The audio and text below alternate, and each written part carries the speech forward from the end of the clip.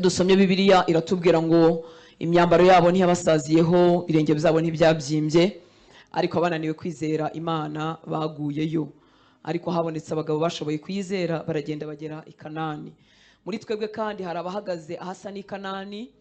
I Kanani ni ahantu ibintu bimwe biba byaraciyemo by'ibanze, bimwe bihari by'ingenzi bihari, bafite inzara, utabuza aho urara, ibintu by'ibanze bihari. Ariko aho hantu nanone haba imitego y'igitangaza, kuko Imana yabasabaga kwirinda kwanduzwa n'abo basanzeyo, kuko hari ibindi bintu byifuza kubatandukanya n'Imana yabo. Uhagaze hehe, ugeze hehe, hose amaboko y'Imana arahagera, hose Imana irahashobora. Ariko wemerera Imana, usuke ibiri mu mutima wawe uyimubwire, kugira ngo utagira aho utsindirwa. Ahantu hose umuntu yahatsindirwa, muri Egiputa yahatsindirwa, mu rugendo rugana i Kanani yahatsindirwa. I Kanani umuntu yavuga ngo Uwiteka ni iki, yahaga akabwira Imana ngo Mana uri iki, yabona imbaraga ze, yabona ubushobozi bwe, yabona business ze zicamo, yabona afite ubwenge bumwicaza muri position runaka mu kazi, akajya yumva byarakemutse. Rero ahantu hose umuntu yaharangarira, ahantu hose umuntu yahagwira, ariko kandi ahantu hose umuntu yahabonera Imana. Reka dukwinginga Imana, ndagusaba ngo ujye witoza gusenga, ubivuge mu mazina yabyo. Ushobora kudasakuza ariko ugasenga, ukavuga n'amagambo yawe, ukambwira ngo nkuzaniye ibi n'ibi n'ibi, nkuzaniye naba, yewe no gusengera abacu batarakizwa. Iyo umuntu yakijijwe akaba arimo rwose azi neza ko afite ubugingo buhoraho, azi neza ibyirimbukiro, azi neza kuzabana n'Imana, umutima we ubabazwa nabi batarakizwa. Turabasengera nabo tukabereka Imana, twabwira Imana ngo Mana bakize, waduhaye isezerano. Umukozi w'Imana yavuganaga na wa murindagereza, aravuga ngo niwizera gusa urakizwa nabo mu rugo rwawe. Dufite kwizera ko Imana yaduhaye agakiza, turi abanyabyaha, yagahana bacu. Ariko Umwami Imana yanyigishije irindi sezerano, irindi sengesho ushobora gusengera batarakizwa, kuko hari igihe bataratwikururwa, ibizaha bimutwaje igitugu n'uburetwa bwinshi. Ariko nasanze dushobora gusenga tukavuga ngo Mana barinde mu gihe batarakumenya, bamaremo irari ry'iby'isi rigabanye, kugira ngo ejo batazakizwa barabaye ibisenzegeri. Kuko hari igihe umuntu akizwa ariko yikoreye ibintu bitazahinduka, yarabaye igisenzegeri. Rero mu misengere yawe, usengera abana bawe, usengera umugabo cyangwa umugore, bavandimwe bawe, ababyeyi batarakizwa, uzajya usenga ngo Mana bagabanyemo urukundo rw'iby'isi, bagabanyemo irari ry'ubusambanyi, bagabanyemo irari ry'ubuntu. Yego wenda bazakizwa cyangwa se bazanakizwa, hari Imana iba yaravuganye natwe, bazakizwa, dufite isezerano, turanakwizeye, ariko bazakizwe batarabaye ibisenzegeri, badafite za regret zo kwicuza nyinshi mu buzima bwabo. Reka dusenge, ndakubwira ibintu bitandukanye ariko uzi biri ku mutima wawe. Reka dusenge. Inzu ya Data izitwa inzu yo gusengerwamo, niko Yesu yavuze. Data, dusutse imitima yacu imbere yawe, ndagushimiye ko twese utuzi, aba bahungu n'abakobwa twahuriye hano, twese uratuzi kandi mu mazina yacu. Nshobora kutamenya amazina yabo, ariko urabazi nyagahora ku ngoma, twese uratuzi. Imbere yawe nta muntu udafite icyo avuze, imbere yawe nta muntu w'ingwiza murongo hari, imbere yawe nta muntu waje guherekeza abandi. Twese turaba agaciro mu maso yawe, ngo niba igishwi niyo kiguye hasi ubimenya, na nkaswe twebwe abaguze amaraso, na nkaswe twebwe abana bawe, turaba agaciro mu maso yawe. Imisatsi yo ku mitwe yacu irabaze, uzi imiryamire yacu n'imibyukire yacu nyagora ku ngoma. Nkuzaniye ibintu byose byuzuye mu mitima y'abahungu bawe n'abakobwa bawe, ndabikuzaniye Uwiteka Mana Nyiringabo. Nkuzaniye ibyifuzo, nkuzaniye amasengesho, nkuzaniye kuganya k'umutima, nkuzaniye ibisobekeranye umuntu atabasha no gusobanura, nkuzaniye ibyo byose Uwiteka Mana Nyiringabo. Nkuzaniye iby'abana batoya, nkuzaniye iby'abakuze, ndabizanye imbere yawe Mwami w'abami. Waravuze ngo inzu yawe izitwa inzu yo gusengerwamo, byose turabigutiye Uwiteka Mana Nyiringabo. Ndasenze kugira ngo waba kiboshywe ari mu buretwa bwo kwa Farawo nyagora ku ngoma, amaboko yawe y'imbaraga amanukire kumubohora, umukizi ngo yizibyaha, umukizi ngo yizagahinda, umukizi uburetwa bwose umwana Satani yaba yaricaje ku buzima bwe, mu izina rya Yesu Kristo w'i Nazareti. Umukiza amateka amuremereye, akananirwa kwibabarira cyangwa akibaza impamvu yavukiye muri ya muryango, akibaza impamvu biriya na biriya bizamubayeho. Reke amaboko yawe amukureyo, amukure muri urwo rwo mwanza amutsikamiramo, akananirwa kwiringira imbabazi zawe, akananirwa kwiringira imbaraga zawe. yawe, akumva bitashoboka ko yatabarwa, akumva bitashoboka ko yavayo. Uwiteka Mana Nyiringabo, ndakwinginze ni wowe ufite icyo wakora, umuntu agakira, umuntu akabatuka, umuntu akabohoka. Reka ufite uburetwa bw'umwuka atagizemo uruhare cyangwa yagizemo uruhare, uyu mwanya izo mbago zimenagurike, uyu mwanya iyo mashene acike, iyo minyururu icikagurike mu izina rya Yesu Kristo w'i Nazareti. Reka umwanzi yahinduye imbata akamugira igikoresho cye mu buryo bw'ibyaha, mu buryo bw'amarozi, mu buryo bw'ubupfumu. Reka iyo migozi icikagurike, ubwenge bwe bubohoke mu izina rya Yesu Kristo w'i Nazareti, maze amavi yagupfukamire, ururimi rwe rwature kuri umwami. Ndasenze ngo ineza yawe nyinshi imanuke ku buzima bwe. Nicyo cyakuzanye Kristo, waje kumaraho imirimo ya Satani, waje kumaraho, ntiwaje gukora igice, waje kumaraho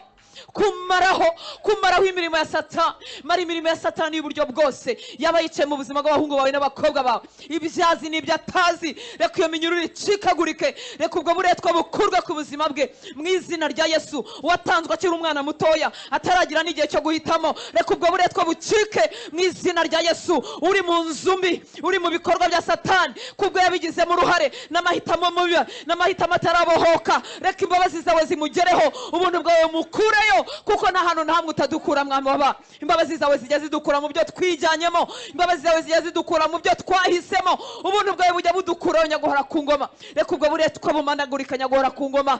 Uri mu rugendo rusa nk'ikana, rusa nk'uruganikana, n'ubutayu bwumagaye, nta mazi, nta ejo hazaza. Arareba hirya no hino ntabibone neza, nyamara yarakwiringiye, nyamara aramukuye mu bubata bw'ibyaha. Ndasenze ngo amaso yakunamukire mwami waba, umutima ukwizere, umutima ukwerekereho. Manu ntigishyirwa muri stoke, manu ntigishyirwa muri konte, manu ntibikwa, haba ibyo kurya by'uwo munsi gusa. Ndasenze ngo amaso ye uyiyunamurireho nyagora ku ngoma. Erega utatwemesheje twacogora bikarangira, ariko ujya wunamura amaso yacu ukayakuraho twari turambaraye, ukongera ukayerekezaho, byiringiro bikatugarukamo mwami waba. Tukagutegereza tukwizeye, kuko tuzi ko wasezeranye uri uwo kwizerwa. Ndasabira ucogoye unaniwe gutegereza, kugira ngo umusuke mw'imbaraga Uwiteka Mana Nyiringabo. Ategereje ibyo wavuze, ategereje ibyo yasomye muri Bibiliya, ategereje ibyo wamwongoreye mu nzozi, ategereje ibyo yakubonyeho nyaguhora ku ngoma.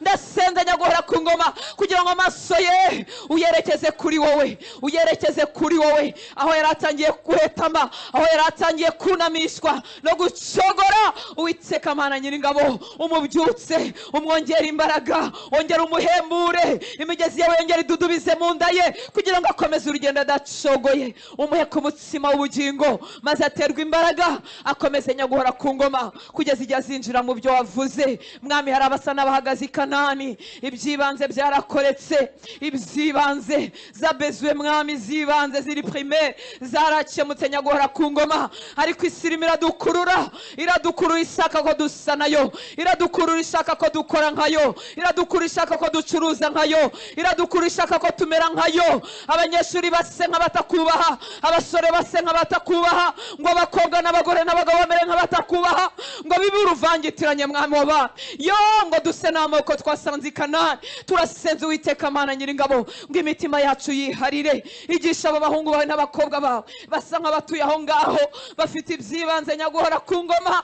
Bigishe mwami, bigishe kukugirira umwanya, bigishe kuba umuntu yasoma Bibiliya agasoma ibice byinshi kandi afite akazi. Bigishe kuba umuntu yashyira amavi hasi agasenga kandi ari umudeje, ari umusiwo, ari umunyeshuri muri kaminuza, ari umugabo wiyubashye, ari umugore ufite icyubahiro. Mwigishe ko umuntu yakwiyiriza kandi ajya mu kazi kandi ajya kurangura. Mwigishe mwami waba ko atafatwa n'iby'isi ndetse n'amashyi akomerwa n'icyubahiro atijwe. Mwigishe Uwiteka Mana Nyiringabo ko umuntu ashobora gukirizwa i Kanani agakizwa neza, akakugirira umwanya, akaguha ibye byose, ukayobora ubuzima bwe bwose nyaguhora ku ngoma, kugira ngo ejo atazagarukira bugufi. Kandi imigambi yawe kuri wari myinshi. Mitima yacu yiharire mwami waba, ngwino twuzure. Reka hacu habure mwami, ahacu habure ibiduhagazemo bice bugufi, ibidutera ubwibone bidashinga bice bugufi, maze imitima yacu yiharirwe nawe mwami. Imitima yacu yiharirwe nawe, imitima yacu yiharirwe nawe. Umwana w'umuntu ko arangara vuba, umwana w'umuntu ko yibagirwa vuba, mwana w'umuntu uko adamarara vuba, nta nikiraba nta nikirakorwa. Ngwino wiharira imitima yacu mwami w'abami, ngwino wiharira imitima yacu, ko amashimwe y'abantu ajya ducengera vuba, agacengera imitima yacu, ko ibyo twagezeho bijya bidutera gusinda, tukumva turi abahanga, tukumva turi ibitangaza. Tugaruke Uwiteka Mana Nyiringabo, tukubera abahungu n'abakobwa buzuwemo nawe, buzuwemo n'ibyawe. Ejo tutazaba twaracitse Farawo, Kanani mwami tukayihagararamo, ariko ubwibone bw'imitima yacu bugatuma ari wowe utumanura, ari wowe ubwawe uturwanya nyaguhora ku ngoma. Uduhe imitima iciye bugufi, idafite akantu na kamwe kayizamukamo. Ukora umurimo muri twebwe mwami w'abami, turakwereka abacu batarakizwa, dufite ibyiringiro wowe waduhaye agakiza, ko nabo uzabakiza. Niba waradushoboye ukadukiza, ukadukura muri bya byaha byinshi, ubaha agakiza. Uha agakiza abagore mwami bafite abagabo barimo bagusenga ngo bakirize abagore babo, ubasanga aho bari mwami w'abami, ubaha agakiza. Uha agakiza abagabo mwami, abagore barimo basenga ngo bakirize abagabo babo, ubaha agakiza Uwiteka Mana Nyiringabo. Biravuna kubana n'umuntu utakubaha. Uha agakiza abana mwami, ababyeyi barimo bataka ngo bakirize abana babo, uha agakiza ababyeyi Uwiteka Mana Nyiringabo. Hari abana bakijwe barizwa n'imyitwarire y'ababyeyi babo, barizwa n'ibyo babonye mu babyeyi babo. Rimwe na rimwe ababyeyi ntibanamenya ko abana babizi. Turasenze ngo duhera abacu agakiza mwami, ubatwikurura Uwiteka Mana Nyiringabo, maze umucyo w'ubutumwa bwiza ubarasire. Tuguhaye iki gihugu mwami, kugira ngo ibyo ushaka bari byo bikorwamo. Korane n'abatuyobora Uwiteka Mana Nyiringabo, kugira ngo ibyemezo byawe byicare mu mitima yabo, ngo abakiranutsi bashyirwe hejuru, ubwoko buba amahoro, ubwoko bugubwa neza. Reka mwami udutoze kukubaha. Urakoze papa, ngaho vugana natwe mwami mu ijambo ryawe. Ibyo tubwira rimwe na rimwe biba bisa nk'ibikomeye n'ibirenze ubwenge bwacu, n'ibirenze ubushobozi bwacu, ariko ngo uri inyuma y'ijambo ryawe kugira ngo mwami urisohoze. Ndetse nk'uko imvura imanuka igatosa ubutaka, hanyuma bukera, umubibyi akabona imbuto, abarya bakabona umutsima, niko wohereza ijambo ryawe ngo rigakora icyo waritumye gukora. Ngaho vugana natwe mwami, vugana natwe, kandi iki jambo ryawe rivuga nawe ugikorere mu mitima yacu, maze tubigenderemo, maze tubibashe, maze tubishobore kubw'imbaraga z'umwuka wera. Urakoze papa, cyubahiro cyose nikikugarukire, ni mu izina rya Yesu dusenze, amen. Haleluya. Imana ibahe umugisha. Mwami Yesu asubize gusenga kwawe, kandi wiringire ko Imana dusenga yumva. Haleluya. Nukuri irumva. Amen. Irumva kandi irasubiza. Haleluya. Rero Imana iguhe umugisha, wakoze kuba mu nzu y'Imana. Reka tuganire ku magambo y'Imana, ngira ngo turayavugaho igice ahara ntituzayakomeze, umwanya wagiye. Haleluya. Nahaye umutwe uvuga ngo mbere yuko njya mu ijuru. Ese murabizi ko tuzajyayo? Ako murabizi ko ariko dusabwa kubaho mbere yuko tujyayo? Ni ibintu byo gupfa kwiberaho gutyo gusa? Oya. Mbere yuko njya mu ijuru. Haleluya. Mbere yuko njya mu ijuru hari uko nsabwa kubaho. Ubwo barimo bajyayo kandi nabakiriye Kristo nk'umwami n'umukiza w'ubugingo bwabo. Siko bimeze? Abo rero, abo bakiriye Kristo nk'umwami n'umukiza w'ubugingo bwabo, hari uko tugomba kubaho mbere yuko tujyayo. Kandi bifite agaciro n'umumaro w'igitangaza, kuko nibyo Imana izakoresha kugira ngo ikize abandi. Amen. Cyama mu mutima wawe umwuka wera agashyiramo ibintu bibira byinshi cyane kugira ngo umenye umumaro wabyo. Haleluya. Umenye ko utari umuntu wo kwicecekera no kubona ibintu bihita. Ntabwo uri uwo nguwo. Kuva wakizwa warekeyeho kuba uwo nguwo. Mu byakozwe n'intumwa igice cya 17 murongo wa 6 ntabwo turi bahasomeye. Paulo yari i Tesaloniki, ngo yaracumbikiwe n'umuntu witwa Yasoni. Bamuvugaho rero baravuga ngo abantu bubitse isi ngo bageze nino. Haleluya. Ngo abantu basetinga isi upside down. Abantu bazanye, mbese cyari ikirego cyuko bazanye ibintu bimeze nk'akaduruvayo. Muranyumva nshuti z'Imana? Haleluya. Abantu bazana impinduka aho bageze. Abantu badasiga ibintu bimeze nk'uko byari bimeze. Haleluya. Bibiliya ijambo ry'Imana yaravuze ngo nabantu bateraguye isi yose hejuru. Reka tuyese icyubahiro. Haleluya. Haleluya. Yesu yari humble, Yesu yaraciye bugufi, ariko ntabwo yacaga ahantu ngo bisigare bitamenyekanye. Urumva nshuti z'Imana? Haleluya. N'aba bagabo b'Imana bakoreshejwe imirimo y'Imana kuko Imana ntiyadukoresha ibintu bihambaye bitangaza nk'ibya ba Petero na ba Paulo, aho abantu batambuka igicucu kigakiza indwara, aho abantu batambuka bagafata mushwari zakoze. Ariko Mana yanjye we, torero mwarese tugasenga. Ibi bintu ko byanditse muri Bibiliya zacu, tekereza mushwari yanjye vrema wayitahana uretse kuyihanaguza ameza ubanza nta kindi yakora. Ariko mushwari yakoze ku buzima bwa Paulo, ngo barayijyanaga bayikoza ku barwayi bagakira. Kugira ngo rero Imana itugezaho nuko utansaba yarashizemo agashiramo burundu hakabamo Yesu. Abo bantu rero basigaga ibintu babiduruvangatanyije aho bageze. Kubera iki? Aho bageraga abantu barakizwaga. Nta mafaranga menshi bari bafite, nta bintu by'ibyubahiro byinshi bari bafite nk'ibyo dufite uyu munsi, ariko bari bafite imbaraga z'Imana muri bo. Haleluya. Muranyumva nshuti z'Imana? Mbere rero yuko tujya mu ijuru, wowe nanjye tugomba gusiga impinduka. Kandi impinduka tuzasiga ntabwo zisa, kuko ntituzahamagara umuhamagaro umeze kimwe, ariko twese abakijijwe hari icyo Imana idushakaho aho turi mu byo iduhamagarira. Haleluya. Muranyumva nshuti z'Imana? Ntabwo umuntu uri muri Kristo Yesu ari uwo kuba ahantu akazahava nk'aho atigeze ahaba. Nta mpinduka, nta muntu wamenye ko afite Kristo, nta muntu byagize icyo bikoraho, ubwo buzima ntabwo ari ubwacu. Muranyumva nshuti z'Imana? Haleluya. Amen. Ngo abo bagabo bakojeje za troubles aho baciye hose, bateje ingorane. Icyatumaga bateza ingorane, bageraga ahantu basenga ibigirwamana, abantu bose bakabivaho, ibitabo by'ubukonikoni bigatwikwa, ibintu bigahinduka, abantu bose bagakizwa. Kadoye Yesu icyubahiro. Haleluya. Izina rya Yesu rikima rigahabwa icyubahiro aho hantu. Nize ko hari umuntu nyumva. Haleluya. Ndavuze ngo nubwo yabumwe, ariko Imana ifashe ntabumwe. Haleluya. Imana yacu itugirire neza mbere yuko njya mu ijuru. Nawe wibwire ngo mbere yuko njya mu ijuru. Amen. Mu rwandiko rwa 2 rw'Abikorinto igice cya 5 murongo wa 17 tugeze kuri 21, nifuze gutangirira aha ngaha kugira ngo tuje kumva ibikurikiraho mu gice cya 6 kuko nibyo nifuza cyane. Ariko mwibuke ko ibice n'imirongo bya Bibiliya ntago byahozemo. Abasomyi ba Bibiliya, haleluya, murabizi ko ntago umwuka wera yahumetse Bibiliya ifite chapitre na verse. Amen. Uko abantu bagenda biga, abatubanjirije mu kwizera bagiye bakora ibyo byose kugira ngo bidufashe. None numenye umurongo, umenye ngo ni iki gice cya 6 ni umurongo wa kangahe, ariko ubundi bwari ubutumwa bwabaga bwatanzwe gutyo. Haleluya. Yes ashimwe. Niyo mpamvu ku bantu bafite Imana inyota ntabwo ukwiriye gusoma akaverse kamwe, ukwiriye guheraho ubutumwa bwatangiwe ukagenda wumva icyo Imana yavugaga n'icyo yifuza kukubwira. Muranyumva nshuti z'Imana? Urwandiko rwa 2 rw'Abikorinto 5:17 tugeze kuri 21.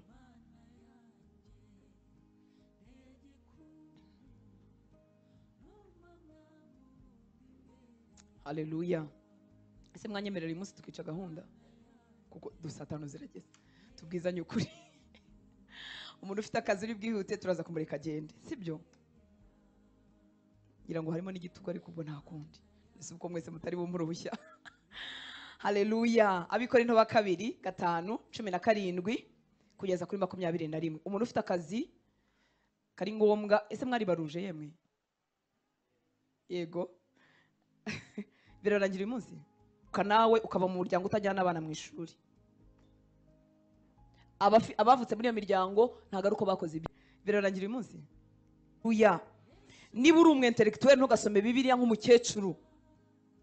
Yes ashimwe. Haleluya.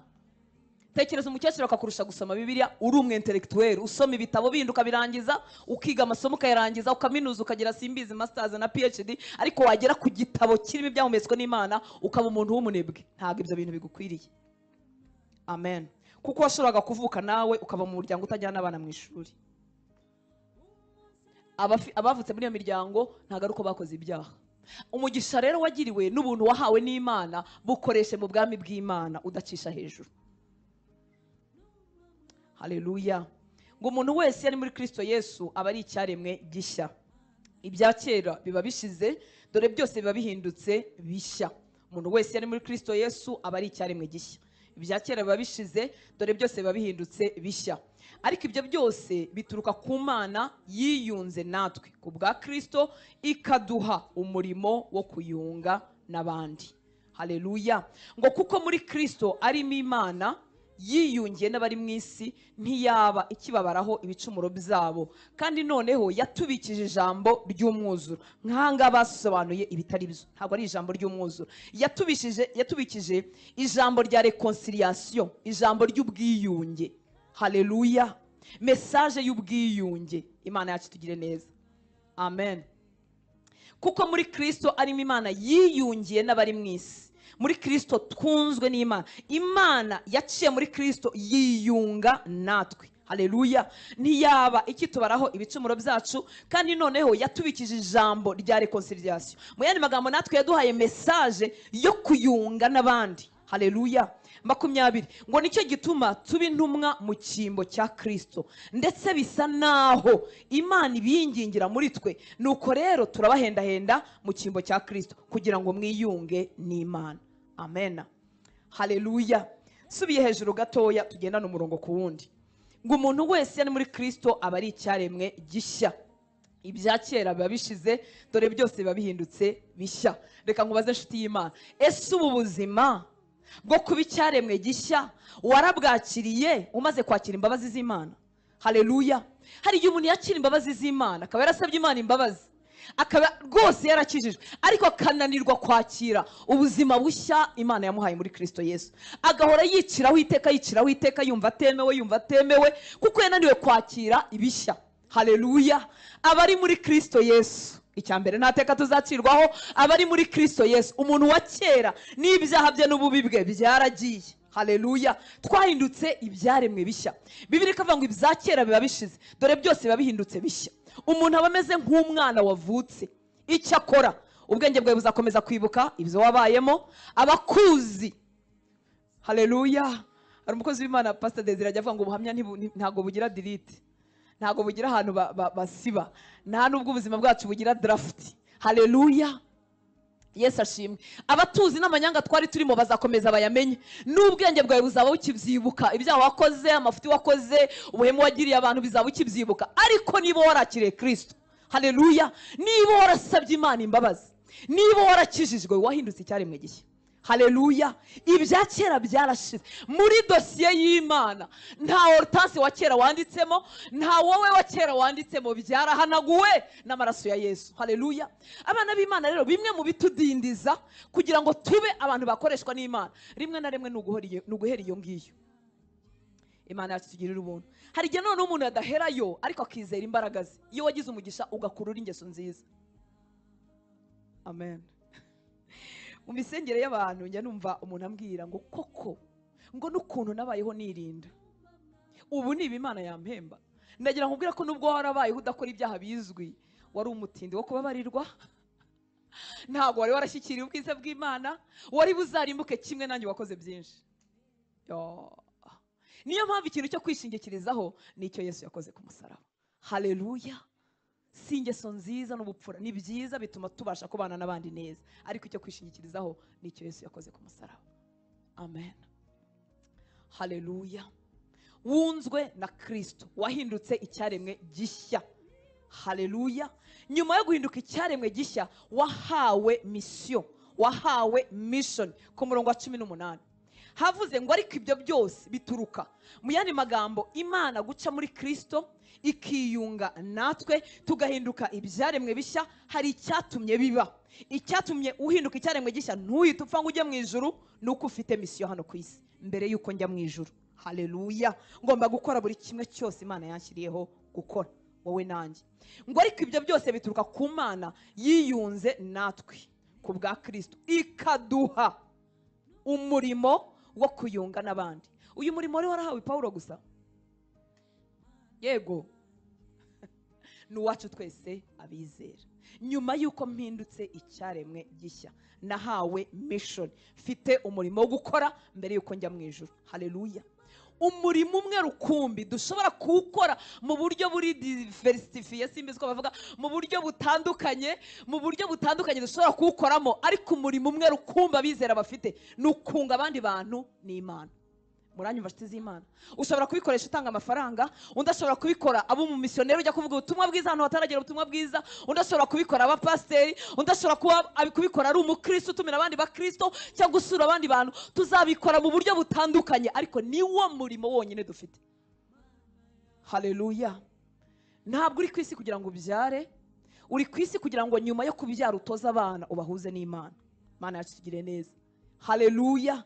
Niba warashatse ni ukugira ngo uwo mwashakanye umuhuze na Kristo, abo muvukana ubamenyeshe Kristo, kubera ko ibyo bindi byose n'abadafite Kristo babituyemo. Barera abana babo, babishyura minervare iyo ari abantu bazima, babafata neza, baragerageza.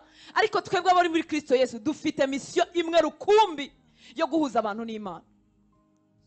Reka duhese icyubahiro. Umwuka wera byandike mu mutima wawe. Umurimo umwe rukumbi ufite hano ku isi ni ukunga Imana n'abantu. Ukazabikora mu buryo butandukanye, ariko niwo murimo dufite. Haleluya. Tuwukora mu buryo butandukanye, bamwe babyitayeho buke buke, abandi ntibazi ko binabareba. Imana itugirire ubuntu. Haleluya. Bake barabikora n'imbaraga nyinshi, babaho totally ku bwa Kristo. Bake. Haleluya. Muranyumva nshuti z'Imana? Bake babayeho wese byose ku bwa Kristo. Imana yacu tugire neza. Abandi barabikora buke buke, barabishaka, ariko imbaraga ziracyari nke. Muranyumva nshuti z'Imana? Haleluya. Mwihangane mu nyumvi. Amen. Bake babirimo barabikora n'imbaraga zose babayeho ku bwa Kristo. Ubwabo na Kristo ntibagitandukanywa. Icyo akora nitegereje uko itorero rimeze, aho mbasha kugeza amaso, navuga ngo ni bake. Hanyuma abandi nabo beza bari mu ntambwe nziza, barimo barabikora buke buke, kandi imitima yabo yatangiye kubishaka no kubyifuza. Barabikunda, barabishaka, barasenga, baraterana, barabishaka nubwo intege zikiri nkeya. Mu yandi magambo, Yesu arabagabana n'ibindi bintu bikibakurura, ariko byibuze bafite icyifuzo mu mitima yabo. Bari mu ntambwe zitari mbi. Nibatanebwa bazinjira muri ratsinda ribanza. Imana yacu tugire neza. Abandi babikora gake cyane kuko batumva ko bibareba cyane.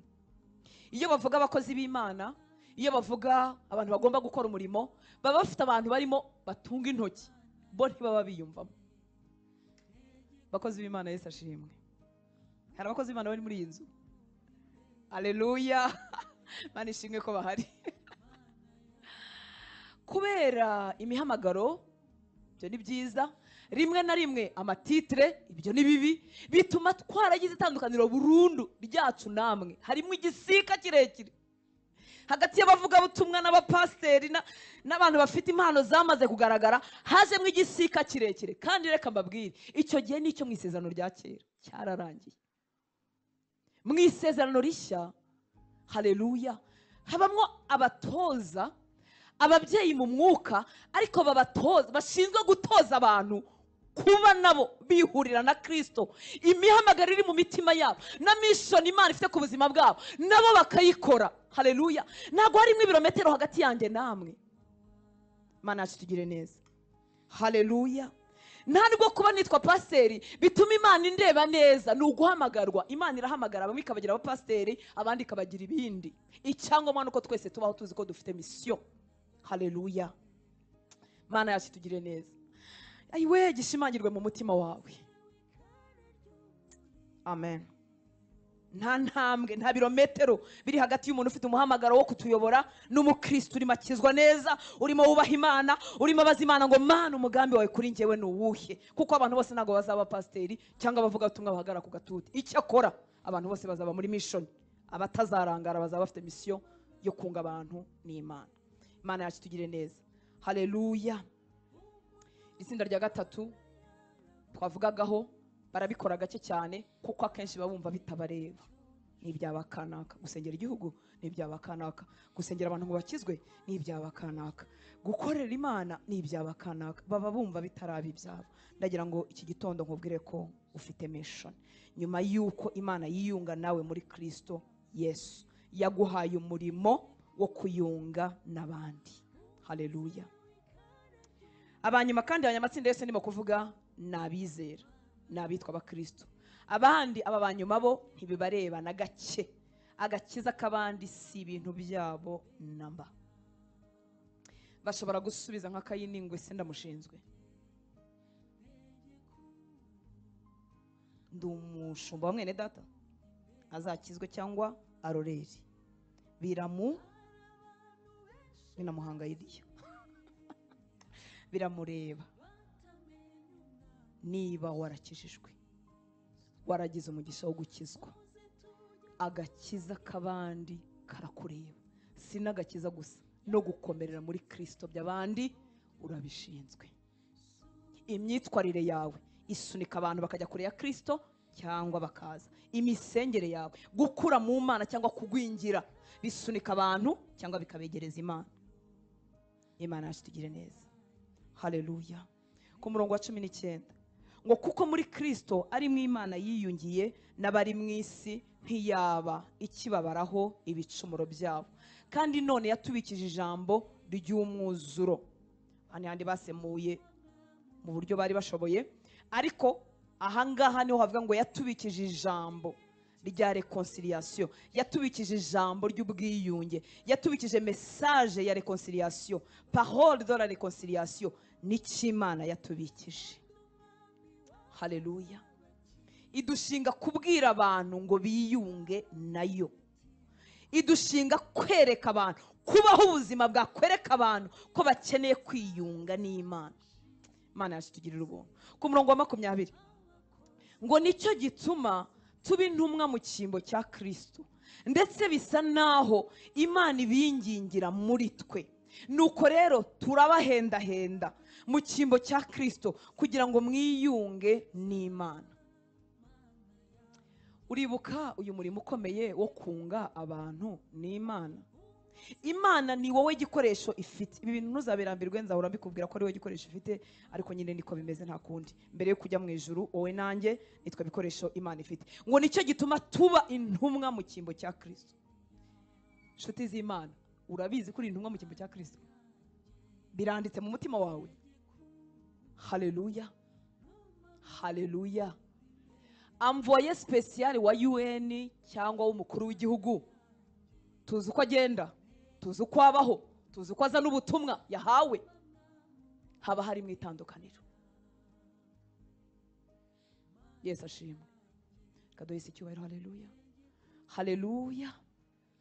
Ndamutse ndi intumwa ya perezida muri kano karere, nubwo ntekereza ko bitazabaho, ntabwo naza mvuga nka Hortense, ntabwo naza mvuga ibinyuzuye, naza mvuga ibyandi, ibyo nahawe, ntacyo nongeyeho, ntacyo ngabanyijeho, ntacyo nkuyeho.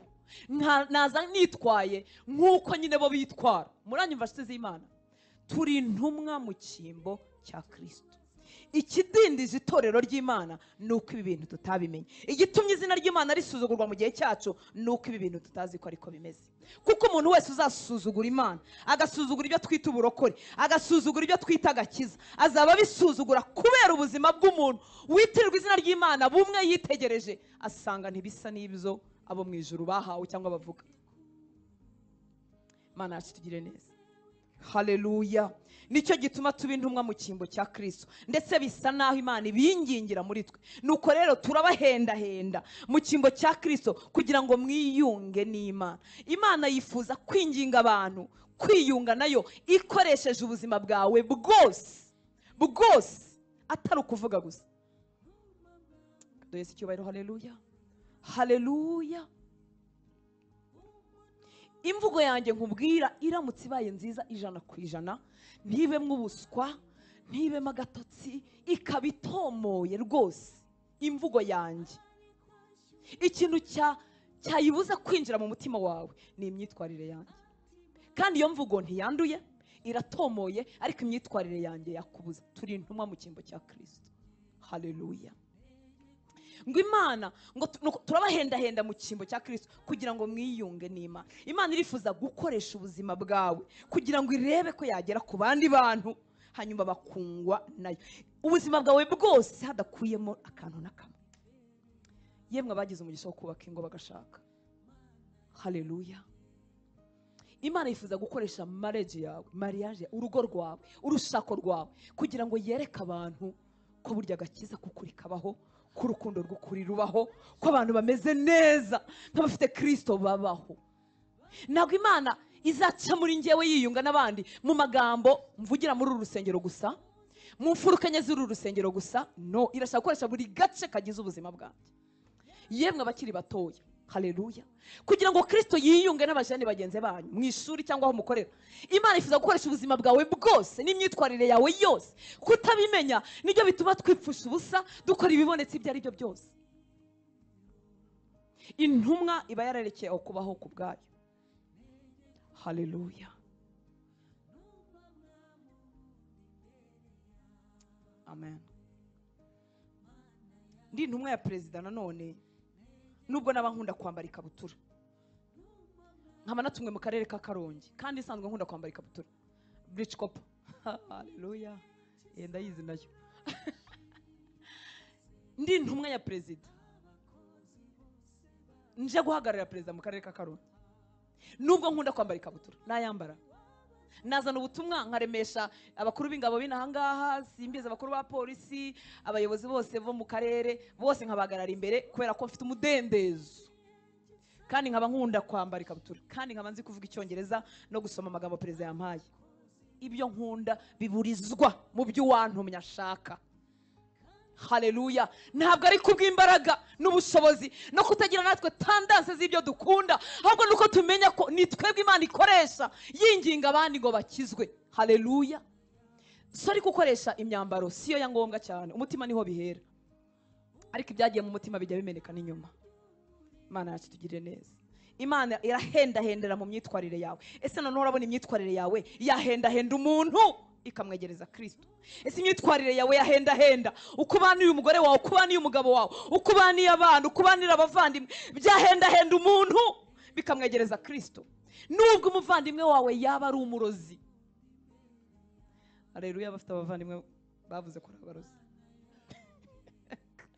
Abanyirabukwe bavuze ko ari abarozi, abanyagusenge bavuze ko ari abarozi. Uwagiye ku musaraba i Golgotha ashaka ko abantu bose bakizwa. Haleluya. Kandi mu bashaka ko bakizwa harimo n'abarozi b'iwanyu. Ni wowe Imana ikoresha ibahendahenda. Ese imyitwarire yawe yahendahenda umurozi w'iwanyu ikazamwereka urukundo rwa Kristo? Mbere yuko mpfa ngo njye mu ijuru, mbere yuko upfa ngo ujye mu ijuru, Imana ashaka gukorana n'ubuzima bwawe bwose kugira ngo usige impinduka. Haleluya. Uburyo utongana n'umuturanyi wawe, uburyo ushwana nk'abagore batagira Imana cyangwa abagabo batagira Imana, bizazahendahenda uwo muturanyi. Uburyo witwara mu kazi, mu mukorana abakorege, bizazahendahenda umuntu utarakizwa. Imana yazabikoresha ikamuhendahenda.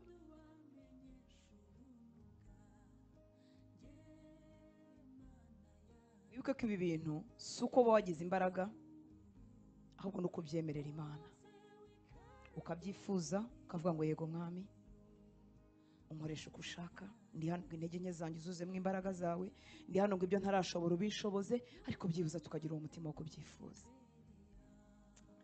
Haleluya. Haleluya. Reka mbabwire impamvu iki kintu kiri ngombwa. Umwanzi wacu Satani nta opportunity nimwe, nta mahirwe namwe atakaza kugira ngo yereke abantu ko ibyo ari byo byiza. Aca muri buri mahirwe. Umwanzi wacu nta opportunity nta mahirwe namwe arimo kumucika kugira ngo yakoreshe kureshya, kandi akoresha abantu bataraha Kristo ubuzima bwabo, arabakoresha kugira ngo areshye, yerekane ko ibyo ari byo byiza, ko ibyo biboneye, biri mu ubwenge n'ubuhanga, ko bihemba vuba, ko bitanga amafaranga. Nta opportunity nimwe, nta mahirwe namwe arimo kumucika. Ariko twebwe intumwa mu cyimbo cya Kristo, amahirwe aradutambuka iruhande. Ubwenge Imana yarabuguhaye kugira ngo uvugane n'abanyabwenge, ariko iyo ugeze mu banyabwenge uvuga ibisanzwe, nta tuvarere tubwami bw'Imana tusohoka ngo twumvikane, byibuza bumva itandukaniro. Iyo tugeze mu bucuruzi no gukoresha amafaranga, dukora nk'uko abadafite Yesu bakora, byose bigasa. Kandi abo banyacyubahiro n'abanyamafaranga Imana yari ikwizeye irabaguha kugira ngo wegerane nabo ubereke iby'ubwami bwo mu ijuru. Satani nta mahirwe namwe amucika, ariko twebwe abana b'Imana turi mu bitotsi. Ndagira ngo umutima uvuge uti mbere y'uko mfa ngomba gusiga impinduka, mbere y'uko njya mu ijuru ngomba gusiga impinduka. nta mukristo ukwiye kuba umunyabitotsi, nta mukristo ukwiye kubaho nk'aho ibintu bitamureba, nta mukristo ugomba kubaho impinduka atazitayeho.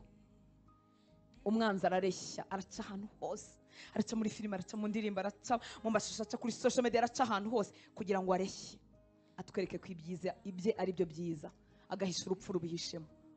Nyamara twebwe dufite ukora ku bya none agakora no mu by'ubugingo buhoraho, twamugiriye isoni, ibyo ntitubigaragaza.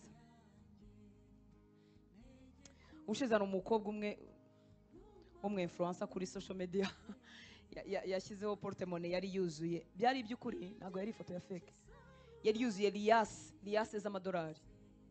Arababibonye? Liyase murabizi ni za note zifatanye zizirikanyije na kakantu kaka elastique, zari liyase mu Kinyarwanda byiti bandare y'amafaranga, ibandare, umufungo w'inote z'amadolari. Hari umufungo umwe n'undi mufungo wa kabiri w'inote z'amadolari, yabifotoye yabishyize hariya. Umwana twaganiraga aravuga ati baba we kana kafite amafaranga we, ndamaze se abantu bafite amafaranga bandi bazima barayafotora. Abantu b'abakire dufite mu Rwanda, tureka twigarukire mu Rwanda aho tuzi, wari wabona bafite n'ibintu bifatika, wari wabona bafotoye amafaranga ngo bayatwereke gutya, ariko uriya azi icyo arimo kuvuga, kandi ubuzima arimo turabuzi, n'ikimuha amafaranga nacyo turakizi, ariko arimo arareshya, kandi uko areshya ntabura abahungu n'abakobwa ahitana. Turi intumwa mu cyimbo cya Kristo. Imana irifuza kwingingira abandi kungwa nayo ikoresheje ubuzima bwawe. Ikintu cyose cyiza wahawe n'Imana ni ukugira ngo Imana igikoreremo, igira abantu yiyunga nabo. Umwanzi ntatakaza amahirwe namwe yo kureshya abantu, kandi arabamaze. Ariko Imana yacu tuyiha akanya gato, mwihangane ko nimwe mbwira, kandi ari namwe byibuza mwitanga mwaje no kwishaka, ariko ni twebwe Imana ifite. Haleluya, amen. Makumyabiri na rimwe avuga ngo kuko utigeze kumenya icyaha, Imana yamuhinduye kuba icyaha ku bwacu, kugira ngo muri we duhinduke gukiranuka kw'Imana. Utigeze kumenya icyaha, Imana yamuhinduye kuba icyaha ku bwacu, kugira ngo muri we duhinduke gukiranuka kw'Imana. Haleluya. We wahindutse gukiranuka kw'Imana. How comes umuntu wahindutse gukiranuka kw'Imana yabaho uko ashaka? Ibi bintu ni ibintu bitagira igiciro gisanzwe. Mwibuke ko igiciro cy'ikintu kingana n'icyo cyaguzwe. Agacupa k'amazi niba kagura 300, agaciro k'aya mazi n'amafaranga 300. Wowe nanjye twaguzwa amaraso, tumaze kugurwa amaraso, ngo ntitwaguzwe ifeza, izahabu, ibintu bishira, ibintu byangirika, twaguzwa amaraso y'umwana w'Imana. Nuvuga ngo agaciro ko gukiranuka kwawe kaguze umwana w'Imana kuva mu ijuru, agasiga icyubahiro cye, agasiga ubumana bwe, ngo akambara kamero k'umuntu ndetse k'imbata, akamanuka akaza gushaka wowe nanjye. Nuvuga ngo gukiranuka kwacu kurahenze. Ni gute gukiranuka guhenze? Kwahenze Imana. Umuntu yagufata agapfa kubaho uko yibereyeho, uko ashaka, agafata byose, akumva byose, agategera amatwi byose, akajya ahantu hose. Ibintu byahenze Imana. Ni gute wabifata for granted? Ngo kandi ubwo 21, kuko utigeze kumenya icyaha, Imana yamuhinduye kuba icyaha ku bwacu, kugira ngo muri we duhinduke gukiranuka kw'Imana. Muri we twahindutse gukiranuka kw'Imana. Ariko inyigisho uyu munsi ziri hanze z'ikinyoma, ukuri mu byibuke y'ukuri gukuyemo ukuri gukiya kukinjizamo akanyoma kamwe bihinduka ikinyoma. Twahindutse gukiranuka kw'Imana. Ariko inyigisho uyu munsi ziri hanze z'ikinyoma, ukuri mu byibuke y'ukuri gukuyemo ukuri gukiya kukinjizamo akanyoma kamwe bihinduka ikinyoma. Ni ikinyoma nshuti z'Imana. Uwakiriye ubuntu bw'Imana, nkuko muri Tito havuga, ngira ngo nabivuzeho ubushize sinzi niba ndi hano cyangwa ahandi, wakiriye ubuntu bw'Imana muha n'imbaraga zo kureka urukundo rw'ibyiza, zimuha imbaraga zo gutsinda ibyaha. Si ubuntu bw'igice bunyandika mu gitabo cy'ubugingo ngo bugarukiraho. Ni gute ibintu byahenze Imana nabifata uko niboneye? Niba umwambaro wawe w'igiciro ubika neza, izi mpeta zacu za zahabu tukazibika neza, sindazita zimaze imyaka myinshi. Kubera iki? Kuko zifite agaciro, nzishyira hafi y'igitanda, nkaba nzi ngo nongera ndazambara, nkazirinda hafi. None icyahenze Imana, icyasabye umwana w'Imana kujya ku musaraba, niko ko ngahinduka gukiranuka kw'Imana muri Kristo, nkagifata for granted. Imana itugaruke itorero ry'Imana. Wowe nanjye mbere yuko dupfa ngo tujye mu ijuru, tugomba gusiga impinduka. Ntiwemere kubaho nk'uhumirije, ntiwemere kubaho nk'uri mu bitotsi, ntiwemere kubaho nk'aho nta cyabaye, kandi umwana w'Imana yaragiye ku musaraba ku bwawe, ukagirirwa ubuntu, amaso yawe agahweza, ugahindukira ugakizwa. Uzi abantu ibihumbi twakuranye batarakizwa, uzi abantu ibihumbi bapfuye batanakijijwe, bakarimbuka. Abana inshuti zacu bari bagenzi bacu, kubw'ikinyabupfura iyo tugeze kumva tuvuga ibintu bitari byo ngo naruhuke. Aruhuke he? Abaruhuka n'abaruhukira mu gituza cya Aburahamu. Abataruhukiye mu gituza cya Aburahamu baba bagiye mu mubabaro udashira. Ariko kubw'ikinyabupfura turavuga nyine twese ngo naruhukire mu mahoro. Ayahe mahoro? Ayahe mahoro? Kubugingo buhora buhere n'ahangaha, utarabwakiriye n'ahangaha nubwo twamusengera inshuro ibihumbi, ntabwo umuntu yakwizera yarapfuye yaranze kwizera cyumva. Ibyahenze Imana twe kubifata for granted. Ni wowe Imana ifite, ni wowe ntumwa mu cyimbo cya Kristo. Ukubayeho kose kuva ubyuka kugeza usubira kuryama, byose bifite agaciro mu maso y'Imana. Byose Imana yabikoresha ikinginga abandi bantu. Gukiza imitima si ukwawe, ariko gukora kugera kuri abo bantu ni ukwawe nanjye. Haleluya. Reka tujye kuri iki cyanditswe wenda biri cyungarukiraho, ibindi tuzabivuga ku bw'ubuntu bw'Imana.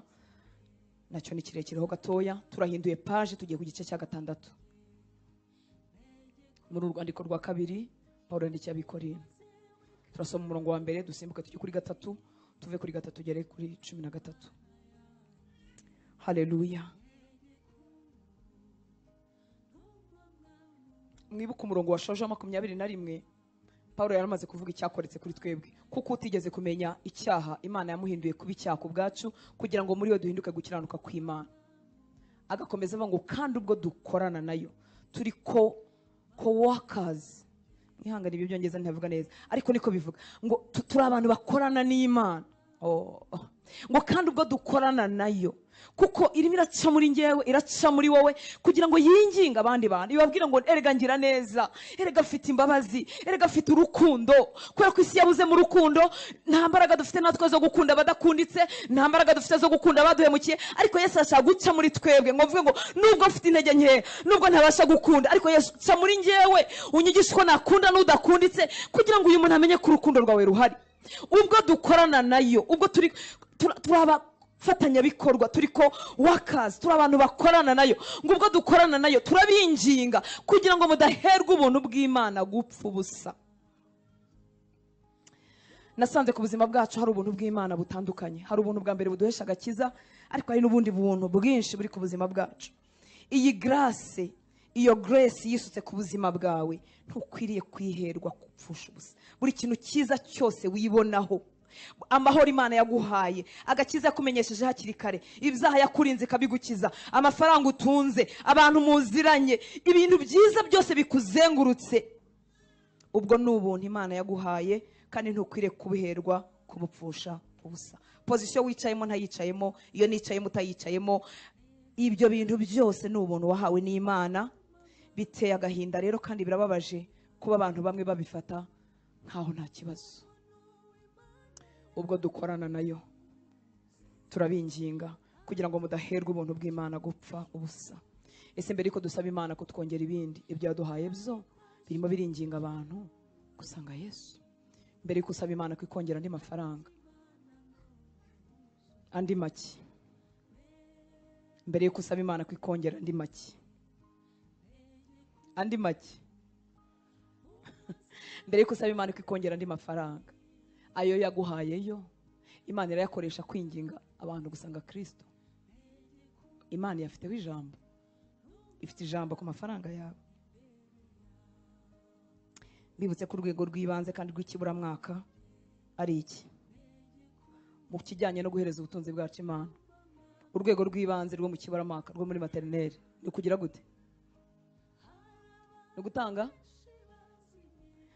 iki? Icya 10. Urwego rw'iki bw'ibanze rwo mu kibura rwo muri maternelle, mudaherwa ubuntu bw'Imana gupfa ubusa. Ese ukubaniye Imana, ukubaniye ubwami bw'Imana birangana n'ubuntu wahawe? Ukubaniye ubwami bw'Imana niba bingana, uri mugerageza, nanjye ndimo ndagerageza, Imana ishimwe. Ariko usubije amaso inyuma, niba usanga ubuntu wahawe butangana n'ukubaniye Imana, isubiremo muri iki gitondo, usaba imbaraga z'Umwuka Wera.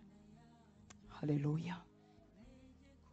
Kuri 3 bakavuga ngo ntitugire igisitaza dushyira mu nzira y'umuntu wese, kugira ngo umurimo wacu utagira umugayo. Uwuhe murimo? Umurimo wo kunga abantu n'Imana. Murabyibuka nshuti z'Imana? Haleluya.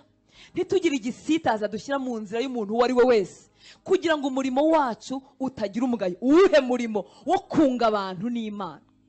Ni nkuri igisitaza nubwo naba ntarabyumva. Hari ibintu butarumva, umuntu mutarabana amahoro, hari ibintu byabagonganishije, ariko nubwo waba utarabyumva, kubwo umurimo wahawe ukwiye kugerageza gukura igisitaza cyose mu nzira kidatuma umuntu ava ku Mana yawe, kidatuma umuntu ahakana ko Kristo atariho, kidatuma umuntu akerensa ibintu by'Imana. Haleluya. Kugira ngo uyu murimo twahawe utagira umugayo.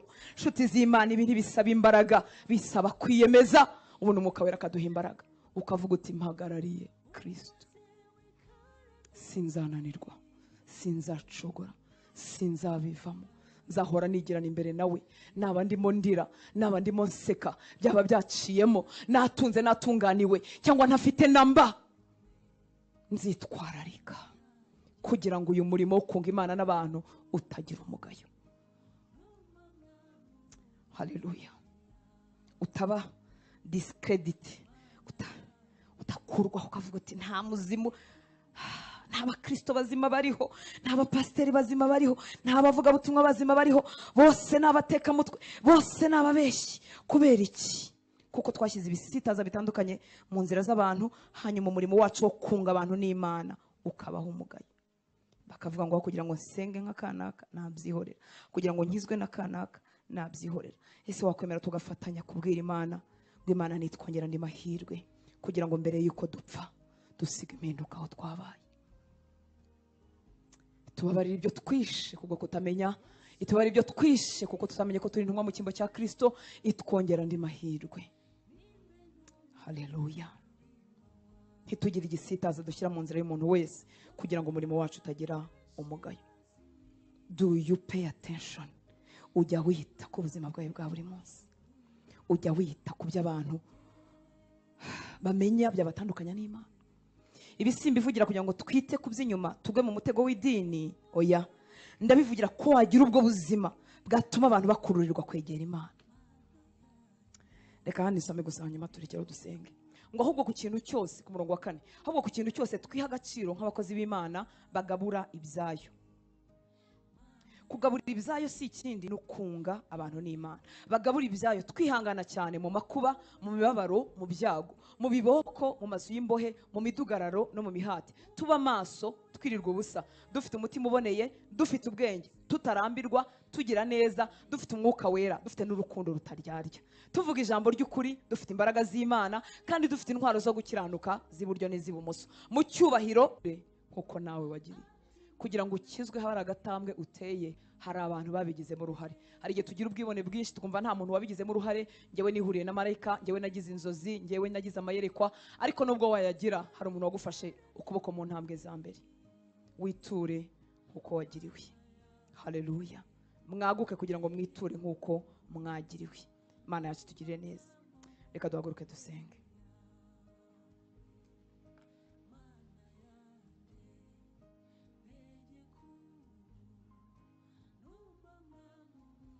Mbere yo kujya mu ijuru, uruhare rwawe ni uruhe mu bwami bw'Imana? Twebwe turi hano ni koko dufite uruhare, ariko ndifuza ko waba more aggressive, wakora nk'umuntu utazahoraho, watekereza mu buntu bwose wagiriwe, ubwenge bwose watijwe n'Imana, ubutunzi bwose watijwe n'Imana, ubumenyi bwose watijwe n'Imana, ubuntu bwose Imana yakuzengurukije, ukibaza akabazo kuvuga ngo ese bwose burakora? Ese ubu buntu bwose nahawe ndabukoresha? Kuko rimwe na rimwe twigeranya nabo dusumbye intambwe, tuba twumva ngo namba natwe. Ariko reka nkubwire, ubuntu bwose wahawe, ubwenge bwose watijwe n'Imana, ubutunzi bwose watijwe n'Imana, amagara mazima Imana yaguhaye ko butarakenyutse, ubuntu bwose wahawe urimo urabwitura mu bwami bw'Imana. Iyo bitabaye bityo duhinduka igihombo mu bwami bw'Imana.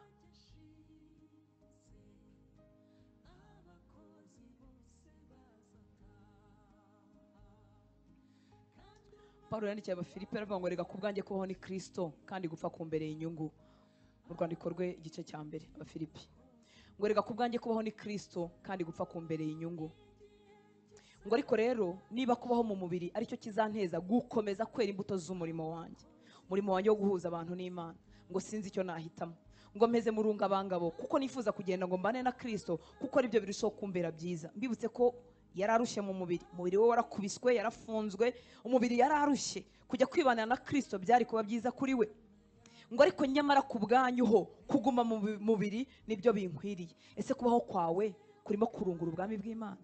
Kubaho kwanjye koko n'ubuntu nahawe byose birimo birungura ubwami bw'Imana? Ese ari intambwe zanjye sinzigeranya n'izawe? Nasanga arako nkurushije nkavuga ngo reka ndekera aho ngaho. Ubuntu bwose bwasuzwe ku buzima bwawe, ubumenyi bwose n'ubwenge bwose Imana yaguhaye, amafaranga Imana yaguhaye, pozisiyo Imana yaguhaye, igihagararo Imana yaguhaye, buri kintu cyose, amagara mazima Imana yaguhaye. Ese koko byose birimo birakora? Ubuntu wagiriwe, ubwami bw'Imana bugufitemo inyungu. Ese mbere y'uko upfa uzasiga unyeganyeje isi y'umwuka yarabimenye ko hano habaye umuhungu n'umukobwa? Ngo nyamara ku bwanyu ho kuguma mu mubiri nibyo binkwiriye kuko afite icyo abamariye. Ngo nukubwo nizeye ibyo nzi neza yuko nzagumaho nkagumana namwe mwese kugira ngo mujye imbere mwishimire kwizera. Mu yandi magambo Paulo nagumaho, aba bana nabo nababwira barajya imbere kandi bishimire kwizera, barakura mu gakiza, hari icyo bibungura, bararushaho kwegera Imana kubw'ubuzima bwa Paulo. Ubuntu wahawe, ineza y'Imana iri ku buzima bwawe. Ese koko yose irakora mu bwami bw'Imana? Kura amaso kubigucogoza n'ibyo umwanza gushuka, uhindukira ureba ubuntu wagiriwe, ureba amahirwe ufite, ureba imbabazi wagiriwe.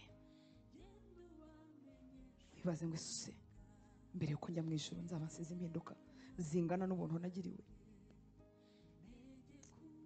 Arongera avuga ku murongo 26 ngo kandi kugira ngo muzarushaho kunyirata muri Kristo Yesu ubwo nzasubira kugaruka iwanyu. Mu yandi magambo kubaho kwa Paulo ni ibyirato by'ubwami bw'Imana, kandi ntabwo yirata amafaranga. Amafaranga ni meza, araryoha, atuzamurira n'ibyirato vuba, ariko kubaho kwe kuratera ibyirato kubera ko afite umurimo wo kunga abantu n'Imana. Kubaho kwe ni ibyirato by'ubwami bw'Imana. Kubaho kwawe koko, kubaho kwanjye koko ni ibyirato by'ubwami bw'Imana, ni inyungu mu bwami bw'Imana. Bishobora kuba ari inyungu, ariko se wanyemera tukigira n'imbere tugasaba umwuka wera ko twigize imbere. Turi hano twaragize umugisha wo kumenya uwo mumaro wo kuba mu nzu y'Imana. Benshi muri twebwe twarakiriye agakiza, ni igitangaza. Ariko data arashaka kwinginga iyi si icuza umwijima, arashaka kwinginga iyi si yuzuye ibyaha, arashaka kwinginga aciye muri wowe, arashaka ko nta mahirwe namwe yo kumugaragaza twatakaza, kuko Satani ntarimo gutakaza amahirwe namwe yo kugaragaza ibihembo bye n'ibihendo bye n'ibishuko bye. Nta mahirwe namwe arimo gutakaza yo kwereka abana ko bakwiye kwambara ubusa. Nta mahirwe namwe arimo gutakaza yo kubwira ko abahungu n'abakobwa baba batinganyi, baba lesbienne. Nta mahirwe namwe arimo gutakaza, nta mahirwe namwe atakaza. Arimo arabyamamaza, aramamaza ko nta mpamvu yo kuguma mu rugo, aramamaza ko nta mpamvu y'imiryango kugumana, aramamaza ko akaramata ntacyo bitakivuze. Satani nta opportunity n'imwe arimo gutakaza. Araseseka amategeko yo kubaha Imana muri za guverinoma buke. Umubiri w'umuntu nuwe awukoresha uko ashaka, akuriramo inda aho ashakiye, akayitwita aho ashakiye, bikajya mu mategeko y'abantu bize bafite ubwenge, bikandikwa. Uri umurokore, uri umukristo wicaye muri parlement ugaceceka. Ubuntu wagiriwe uko bungana, ese bufite umumaro mu bwami bw'Imana? Abasore baraganira uri kumwe na bakavuga ko bidashoboka ko umuntu yaba adafite kopine, adasambana, ndetse bakabigusobanurira ko bitera indwara scientifiquement, ugaceceka. Uri umurokore kuko udafite imbaraga zo kubivuga, kuko rimwe na rimwe nawe ukora nkabo. Abamama, bagabo, turasenya imiryango nkuko umuntu anywa amazi. Niko ko imiryango ifite ibibazo, harimo ibikomeye rwose. Yewe Bibiliya yaranavuze ku by'ubusambanyi. Birasa nk'akaryango gafunguye ko umuntu ashobora kuva mu rugo kuko yafashe umugabo we cyangwa umugore wasambana, birasa nk'ibyemewe. Ariko se yavuze ko umuntu ashobora kureka umuntu yasambanye ni nayo yavuze ngo uzababare inshuro 77, ni nayo yabivuze. Urahitamo kuba mu ruhe ruhande? Urimo uragaragaza iki? Ko Imana ari twebwe yingingiramo abatarakizwa, nidusa nabo tukamera nkabo, izi ngingo iciye hehe?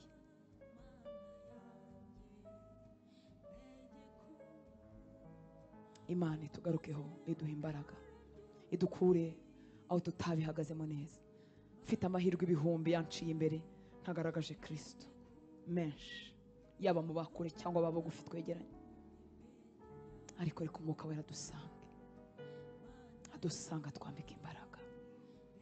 Tubana n'umuntu tubizi neza ko arimo agana mwirimbukira, aramutse apfuye, aramutse ahuye n'impanuka yahita arimbuka, ukaryama utamuvuze no mwizina. Wenda wagiye inama, habe no gusenga, habe no gushyira amavi hasi musenge, habe no gukomeza kugerageza. Mana tugarukeho, turatorera ibyaha, turabitorera. Iyo Satani ajya kutugusha abanza kuzana tolerance, tukumva ntacyo bitwaye, akabitumenyereza, akaduha kubyemera buke buke, tukumva ntacyo bitwaye. Umuntu agiye yambaye ubusa, ntacyo bitwaye. Umuntu agize intege nkeya, ntacyo bitwaye. Umuntu adasenze, ntacyo bitwaye. Umuntu abaye umukristo online, fellowship ya kivandimwe izava hehe? Ubuvandimwe, kuntyaza nkagutyaza, kunkosora nkagukosora, kunyigiraho nkakwigiraho. Ko kamere yanjye imenagurwa nuko nahuye n'iyawe online, kamere yanjye izamenagurirwa hehe? Kwihangana kwanjye kuzakurira hehe? Ntashobora kwegerana. Impano zanjye zizakurira hehe? Ndi umukristo wa nyamwigendaho. Kumvira Imana kuzaza ryari? Na gatoya wamenye tutiteguye kugashyira mu bikorwa.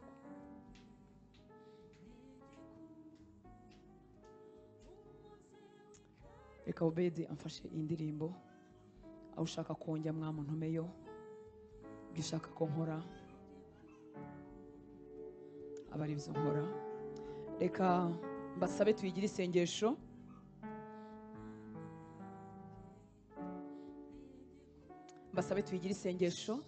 Hari igihe ibyo turirimba biba biri ku munwa. Ejo naganiraga n'umwana umwe arimo ambwira ibintu abwira Imana ngo Imana irabizi ko itabimusaba. Ndambwira si yo ndirimbo ntugiririmba, aravuga ati ndayiririmba ndanayikunda.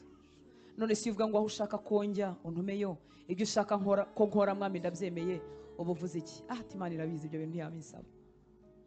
Imana ntiyansaba kubabarira kanaka. Reka tubigire isengesho. Umwuka Wera ari kumwe natwe kugira ngo adushoboze. Ibi byose ntabwo mbivuga kugira ngo imitima yacu ihagarare, tugire ubwoba, duhamuke, twumve tutabishoboye, no kugira ngo imitima yacu ikanguke, hanyuma twemerere Umwuka Wera adukoreshe. Niwe mbaraga zacu, niwe gushobora kwacu. Twongere tumuhe umwanya, kuko umurimo dufite ni uw'igiciro cyinshi. Umurimo wo kunga abantu n'Imana ni umurimo ukomeye tutashobora tudafite Umwuka Wera. Ariko Umwuka Wera tumuhe umwanya, tugaruke ku mavi, tugaruke mu ijambo ry'Imana, tugirire Imana yacu umwanya. Urwego rwose rw'ubuzima waba urimo, girira Imana yawe umwanya, kugira ngo ibyo Data ashaka bibashe kukuzura, kuko nta handi tubikura, ni Umwuka Wera ubyubaka muri twebwe. Reka tubigire isengesho. Yego mwami ndakwemereye, genza uko ushaka mwami nyiringabo, aho ushaka konjya mwamuntumeyo, ibyo ushaka kongora mwami ndabyemeye. Yego mwami ndakwemereye, genza uko ushaka mwami nyiringabo, aho ushaka konjya mwamuntumeyo, ibyo ushaka kongora mwami ndabyemeye. Igitambo gikwiriye ushaka, umwana wawe Data, hindurwa icyaremwe cyo wifuza, hindurwa icyaremwe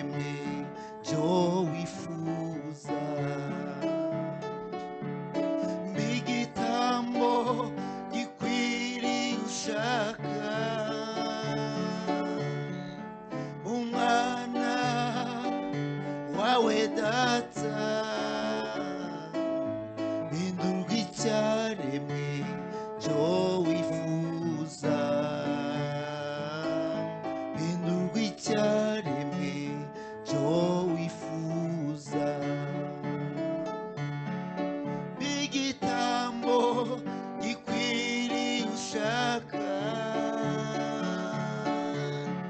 umwana wawe data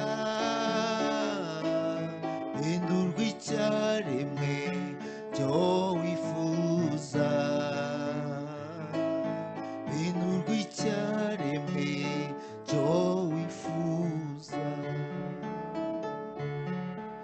ego mwami ndakwemereye ngenza uko ushaka mwami nyiringabo aho ushaka konja mwamuntumeyo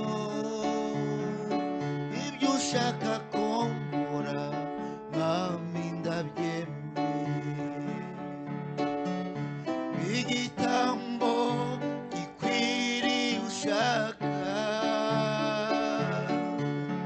umwana wawe data hindurwa icyaremwe cyo wifuza hindurwa icyaremwe cyo wifuza hindurwa icyaremwe cyo wifuza hindurwa icyaremwe cyo wifuza hindurwa icyaremwe cyo wifuza hindurwa icyaremwe cyo wifuza hindurwa icyaremwe cyo wifuza hindurwa icyaremwe cyo wifuza. reka dusabe data imbabazi ahantu hose tutahagaze nk'inuma mu cyimbo cye ahantu hose tutamenye uyu murimo twahawe mbere yuko tujya mu ijuru tumusabe imbabazi dusaba umwuka wera aduha imbaraga kandi atwongera amahirwe. Data duciye bugufi imbere yawe gusabye imbabazi ku giti cyanjye sabye imbabazi ku bw'aba bahungu n'abakobwa bawe ahantu hose tutaguhagarariye uko byari bikwiriye ahantu hose twashyize igisitaza imbere y'abantu ntitumenye ko turi intumwa mu cyimbo cyawe ntitumenye ko ubuzima bwacu simenye ko ubuzima bwanjye ari gukoresha kugira ngo winginge abantu kugira ngo bungwe nawe. Tugusabye imbabazi mwami w'abantu imyitwarire yacu yagayitse ibikorwa byacu byagayitse kudaca bugufi kwacu urukundo rukeya kutababarira utubabarire mwami w'abantu aho twagiye dutsindwa twumva ari twe twenyine tutamenye ko gutsindwa kwacu kurimo gutsindwa kw'abandi bantu benshi utubabarire mwami w'abantu. Mwuka wera turaguhamagara urakoze kuri mu ijambo ryawe kugira ngo ukore icyo ijambo ryavuze. Ndasengera abahungu bawe n'abakobwa bawe nanjye nisengera twebwe twese twakirira ijambo mu mitima yacu kugira ngo duhe imbaraga umunsi ku munsi ko twenda kunanirwa uzajya utwibutsa ko ubuzima bwacu ari gucamo winginga abantu kugira ngo bakizwe ari gucamo winginga abantu kugira ngo bamenye urukundo rwa Kristo. Turasaba imbaraga kuri iki gicamunsi bahungu bawe n'abakobwa bawe uduha imbaraga zo kuguhagararira mbere yuko tujya mu ijuru dusiga impinduka duhe gusiganwa mwami w'abami abagendaga buhoro ababikoraga rimwe na rimwe twabyutse neza twagize agatege indi minsi tukabivamo abatari babyitayeho mwami w'abami ko twumvaga hari abandi bantu bazabikora neza ndetse hari abandi bantu babishinzwe. Turasenze ngo uduhe imbaraga zo gusiganwa uduhe imbaraga zo kwihuta uduhe imbaraga zo kuba abakristo bari aggressive batadamaraye batari mu bunebwe batameze nk'aho ntacyo bakorana nawe kandi waduhiduye ko wakazi turi abantu bakorana nawe turi abafatanya bikorwa nawe utwibutse mwami, utwibutse wari ubutwibutsa. Hagurutsa abahungu n'abakobwa muri iri teraniro, hagurutsa abahungu n'abakobwa aho ijwi ryanjye hose rizageranya guhora ku ngoma, bari busiganwe, bari bwiruke, bari bugwize imbaraga, bari buguhe impano zabo, bari buguhe imibiri yabo, bari buguhe ubutunzi bwabo, bari buguhe ubwenge wabahaye, bari buguhe pozisiyo ubicazemo, bari buguhe buri kintu cyose, buri buntu bwose buri ku buzima bwabo, bari bubiguhe mwami kugira ngo bikoreshwe mu bwami bwawe, maze abantu bakumenye kandi abantu bungwe nawe mwami.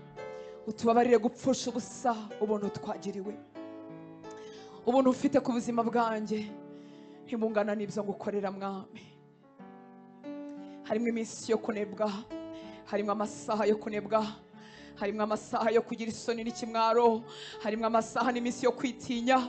Ubuntu twahawe ntabwo tubukoresha nk'uko bungana, ntabwo turimo kwitura nk'uko twagiriwe, ariko duha imbaraga mwami, duha imbaraga. Uko uyu mwanzi adatakaza amahirwe namwe, uko satani adatakaza opportunity n'imwe yo kureshya abantu, abereka ibihendo bye abayobya, reka unkoreshanye n'aba bahungu bawe n'abakobwa bawe kudatakaza opportunity n'imwe yo gutuma abantu bungwa nawe, abari bacogoye basubizwa mu imbaraga. Udukoreshe nk'uko wagambiriye, udukoreshe muri sferi zose z'ubuzima duhagazemo. Abacuruzi ukorane nabo mu kazi kabo, abari mu office ukorane nabo, abanyeshuri ukorane nabo, ababyeyi turi mu mago ukorane natwe, abasore n'inkumi ukorane nabo nyaguhora ku ngoma, kugira ngo ureshye urungano rwacu, ureshye abo washyize muri pozisiyo zimwe n'izacu, ureshye abo watwicaje hamwe nabo, ureshye abo wadutumyeho nabo watwegereje mwami waba ukoresheje ubuzima bwacu. Reka imbaraga zawe zigwire muri twebwe, duha imbaraga zo gusenga kugira ngo gukora k'umwuka wera kwagukire muri twebwe, duha imbaraga zo kuba mu ijambo ryawe kugira ngo tutayobagurika, tutuzurwa muri intege nkeya washaka kudutuma ugasanga tudashyitse.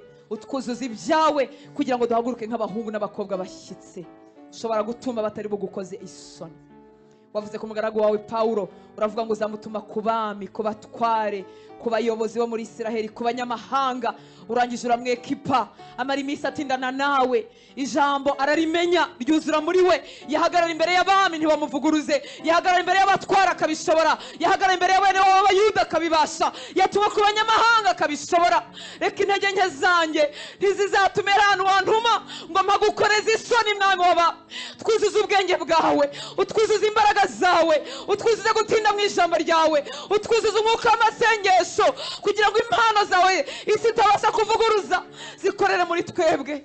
Utagira aho ushaka kudutuma ugasanga tudashyitse, ngwino utwihutishe kugira ngo ubukererwe bwose, kugwingira kose kwagaragaye mu buzima bwacu bwo mu mwuka gukurweho mwami waba. Tugarure ku mavi, tugarure ku kuzindukira imbere yawe, tugarure mu kurara imbere yawe. Ngera ushyira amaso yacu mu gusoma Bibiliya bitari mu bunebwe. Iyo dusomye igice kimwe ku munsi twumva ibintu byacitse, ariko abatumwa nawe bafite umuvuduko. Ngwino twihutishe mwuka wera. Ryari itegeko ku bami ba Isiraheli, ku mwami wese wagiyeho yiyandikurira amategeko yose, ibitabo bya Mose byiyandikurira n'ukwe kuboko kugira ngo bibe mu mutima bazabashe kubitoza abantu. Dukize ubunebwe mwami w'abami bwo mu mwuka. Kwiyiriza byabaye ingume, iyo tubikoze turabyamamaza. Tugarukeho Uwiteka Mana Nyiringabo. Ndakwizeye mwuka wera, nizeye kuzabyara abahungu n'abakobwa kuri iki gicaniro, nizeye kuzahagurutsa abahungu n'abakobwa bazakora ibirenze ibyo twakoze. Nizeye gukora kwawe si kubw'imbaraga n'amagambo yacu menshi, n'umurimo wawe. Turakwizeye mwuka wera, tuguhaye icyubahiro, tuguhaye room mu mitima yacu, tuguhaye umwanya kugira ngo ukore nk'uko ushaka.